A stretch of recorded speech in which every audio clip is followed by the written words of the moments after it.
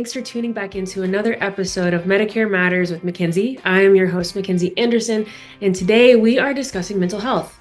Mental health is something we all should prioritize, but when it comes to aging, it's especially important. Today, we're going to dive into why mental health is vital for seniors and how Medicare can help. To help us answer some of the most common questions about aging, mental health, and Medicare coverage is Ashley Rogers, founder of Life Chats Therapy.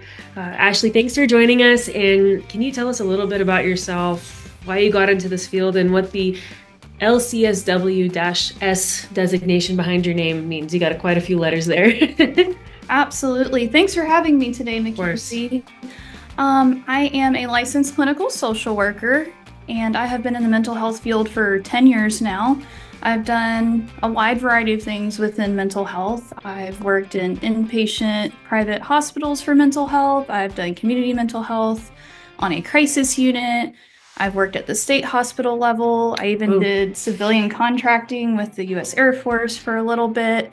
The last 5.5 of those 10 years, I've been in private practice, where I work with a wide variety of individuals from teenagers all the way up to I see people in their 80s. Initially, I thought I wanted to work with teenagers, but the private practice I joined when we first moved to the Austin area was right down the road from a very large retirement community. So I would say that's how I ended up working with seniors, is probably about half my caseload there was of the senior population. Oh, wow. And I didn't know that. That's cool. Yeah. And it turns out that they love to talk to people. They love to teach people. And honestly, I learned as much from them as I hope they learned from me. Right. Well, that's really great.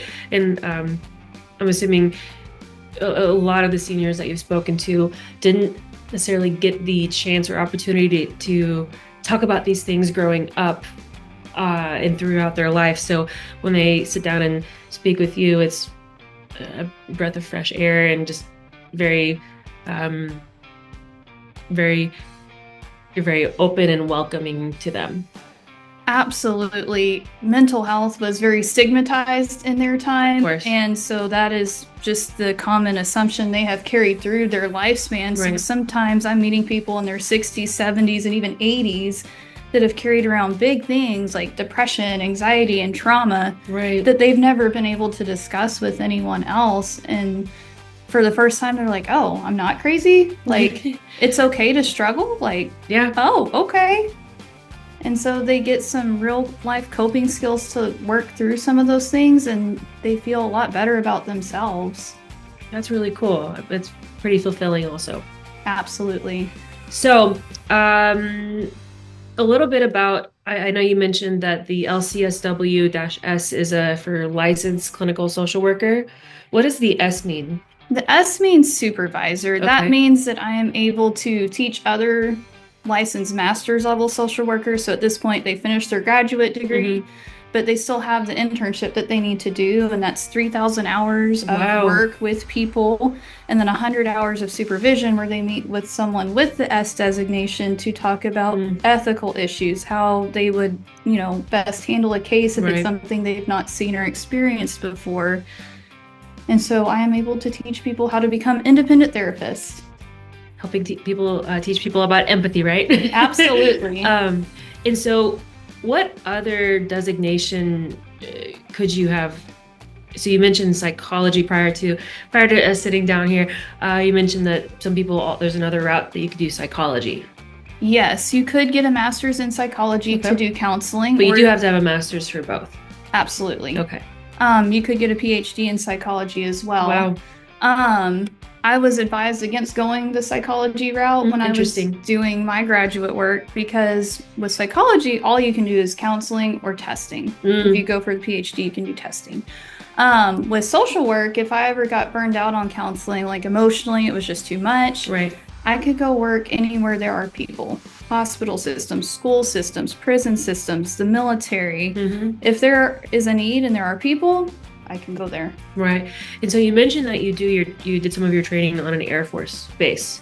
That's correct?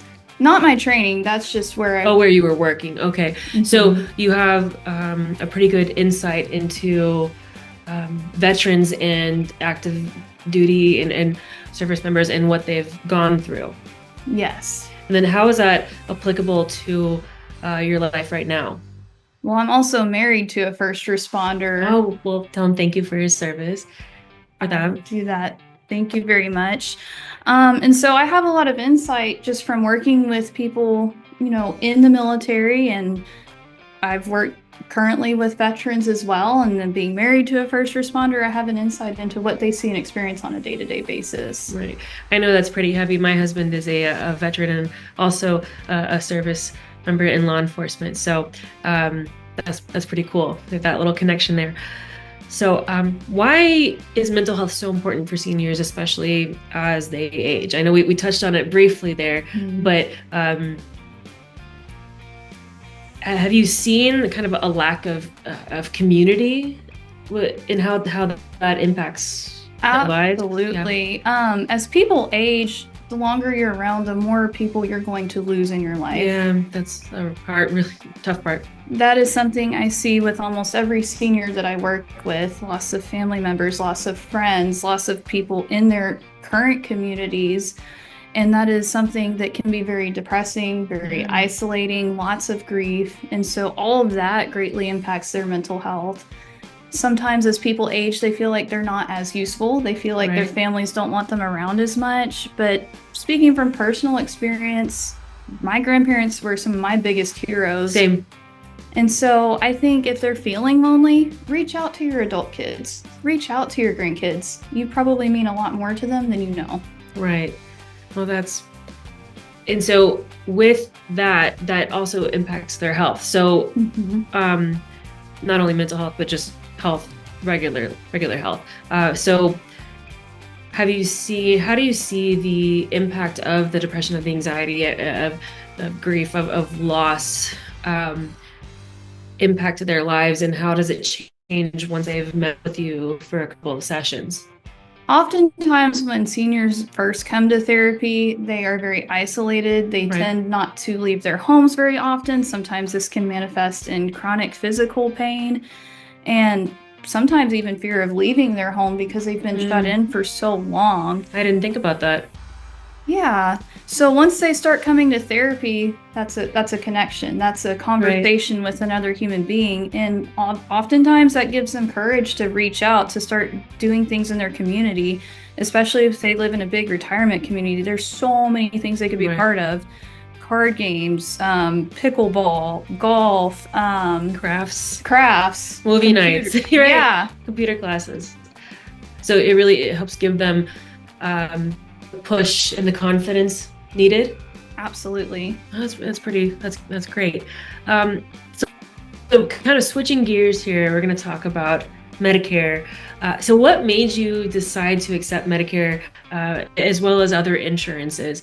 Because from my experience, behavioral health and insurance is often really hard to figure out, and a lot of mental health professionals do not accept it. So what made you want to accept Medicare?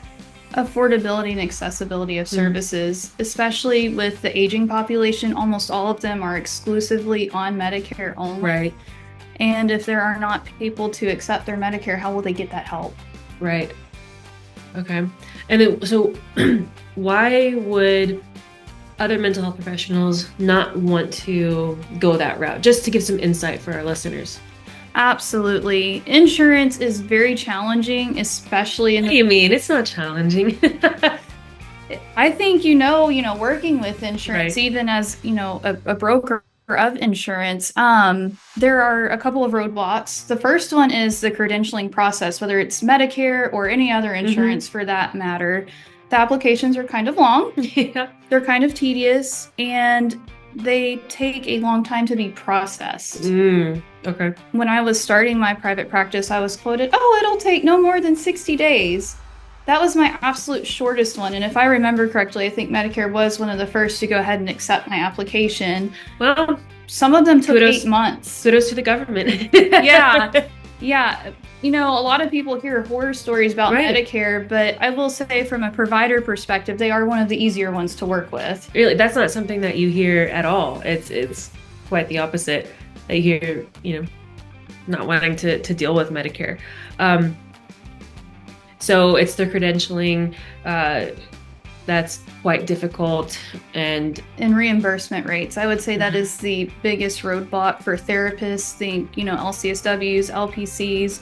A lot of LPCs couldn't accept Medicare. I think the law has changed on that recently, where Medicare will allow LPCs to now take it. But mental health professionals in general, especially therapists, are very undervalued in the insurance system. Mental health in the country is not focused on near as much, and COVID really helped put a spotlight on that, and brought more attention to that.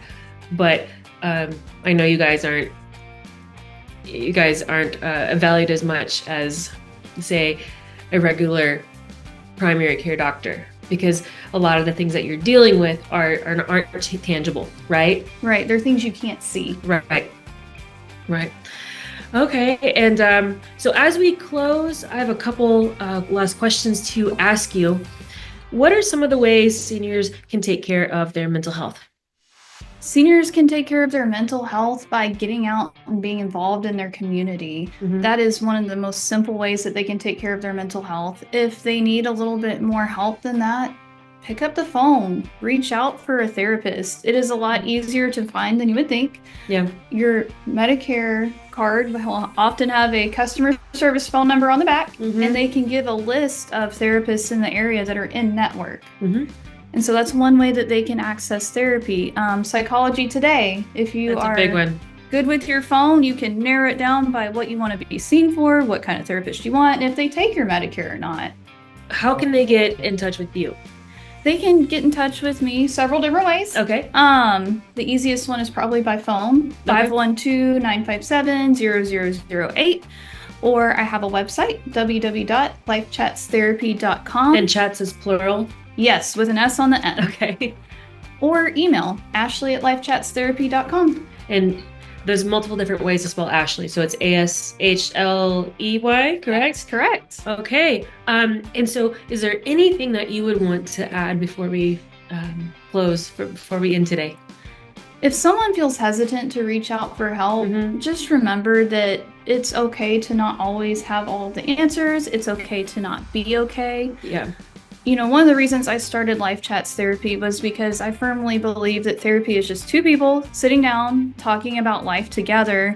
You are the professional on your life. What a therapist is there for is to give you tools and to help you navigate whatever it is that you're going through.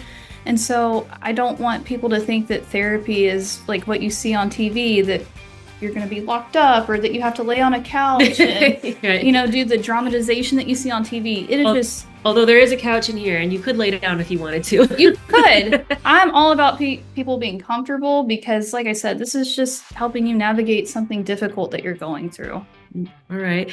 And so what are some of the areas that you really focus on and that you focus on? My specialization is Specialization, that's the word I was looking for. It's trauma and PTSD, and I have a secondary focus in depression, anxiety, and life transitions. Okay, so that's covers quite a bit. So maybe if somebody is retiring, not sure what to do, or at some point moving from their home into a living community, an older living community, those are some of the things that you can help with and some of those spheres and concerns. Absolutely. Navigating that loss of independence, that loss of control, and highlighting all the ways that you still have control over your own life. Right. So one last thing, is there one thing if you could say to anybody aside from, yep, you can reach out to therapy, therapists, don't feel worried. Is there one thing that people could do differently that would help change their outlook on the day or life, or just really help? Is there one little tidbit? The one little tidbit that doesn't involve any clinical care that I'd recommend is get active in your community. Okay. And there are multiple resources for that. And so I just want to say thank you for joining us again, Ashley, and thank you to those who are listening. We'll be back next month for another exciting topic. And remember, get out there. Thanks for listening to another episode of the Medicare Matters podcast with Mackenzie. Please make sure to subscribe wherever you get your podcasts so you don't miss an episode. Please also leave a review, as that helps me reach more people that can benefit from this podcast content. If you have questions or topics that you want me to cover for a future episode, please email them to Mackenzie@premiermedicaresolutions.com.